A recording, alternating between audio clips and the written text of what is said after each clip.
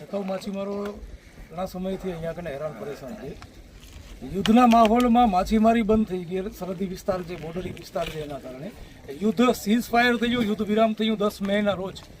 એ બાદ આજની તારીખમાં જે ગેજેટ કહેવાય પ્રતિબંધિત વિસ્તાર એ આજની તારીખમાં લાગુ છે. જ્યારે ગુજરાતમાં ક્યાંય પણ નથી. માત્ર ને માત્ર 3 બંદરો, એક લખપત, નારાયણ સરોવર અને એક જખાઉમાં છે. હું જખાઉમાં જે આવ્યો છું. માછીમારી લોકો છે, 71 પરિવાર છે, એમનું ગુજરાન, એમનું પરિવાર માછીમારી ઉપર ચાલે છે.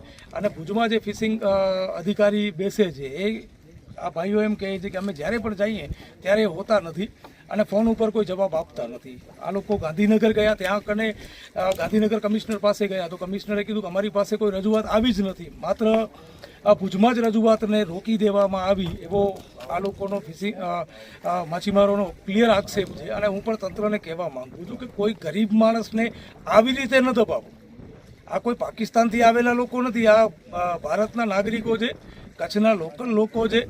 અને એમને જો તમે અધિકારી કોઈ પણ એમની રજૂઆત સાંભળશે નહીં અથવા રજૂઆત ગાંધીનગર કમિશનર સુધી પહોંચાડશે નહીં તો એમના વિરોધમાં પણ હું એક્શન લેવા માટે તૈયાર છું. એટલે કલેક્ટર શ્રી, એસપી સાહેબ, આપને પણ જાણ કરવા માંગુ છું કે આવી રીતે કોઈ પણ ફિશિંગ અધિકારી દબાવવાની કોશિશ કરે કોઈ ગરીબ માણસને, એમની રજૂઆત ગાંધીનગર સુધી, મંત્રીમંડળ સુધી અથવા કમિશનર સુધી પહોંચાડે નહીં તો એ વસ્તુ યોગ્ય નથી. અને તાત્કાલિક ધોરણે હવે યુદ્ધનો માહોલ પૂરું થઈ ગયું છે.